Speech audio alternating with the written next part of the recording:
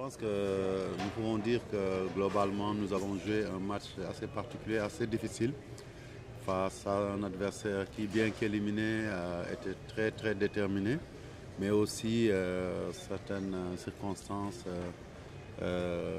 aussi bien climatiques que je dirais, liées à la blessure de Sadio Mané ont un peu compliqué le match au tout début, en première mi-temps.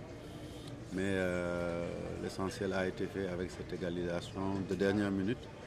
Ça montre que dans l'état d'esprit, les joueurs n'ont jamais lâché et qu'ils ont su trouver les ressources nécessaires pour éviter cette défaite à l'extérieur.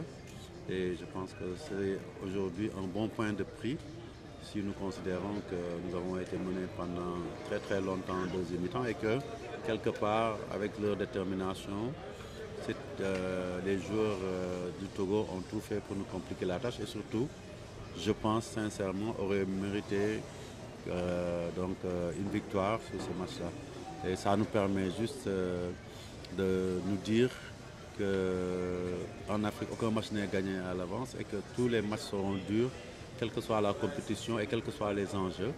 Et donc il faut se féliciter de ce bon point pris.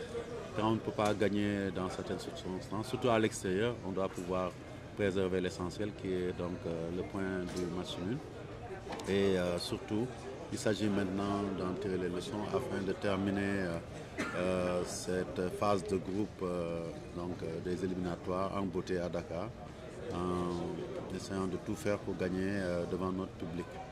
Alors, Président, en 5 matchs pour ces préliminaires, vous en avez fait un match nul et 4 victoires. Alors, est-ce que vous n'avez pas un sentiment d'insatisfaction ou bien de déception avec ce match nul?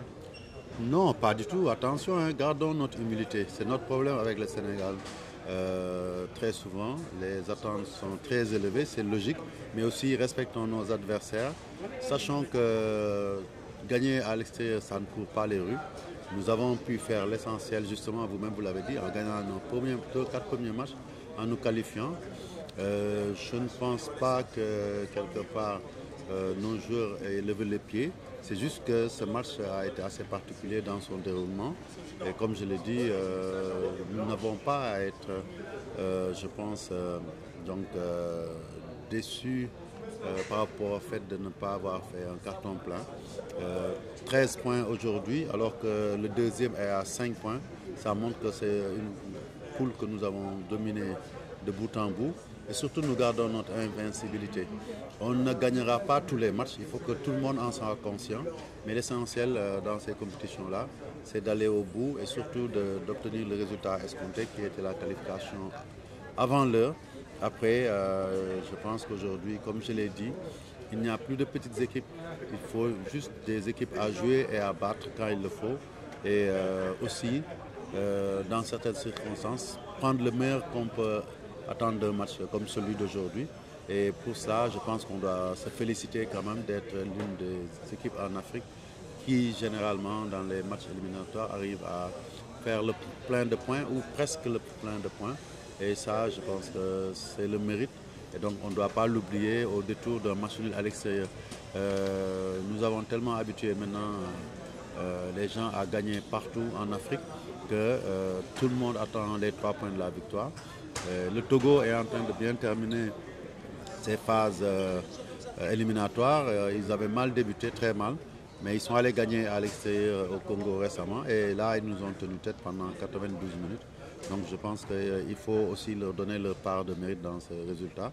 Et ne retenir en réalité que cet aspect lié à la réactivité des joueurs, au bon coaching sur la deuxième mi-temps qui a permis de mettre des gens frais et déterminés pour remonter. Et surtout, encore une fois, retenir cette qualification avant l'heure qui n'est pas rien et qui nous propulse déjà pour la phase de barrage.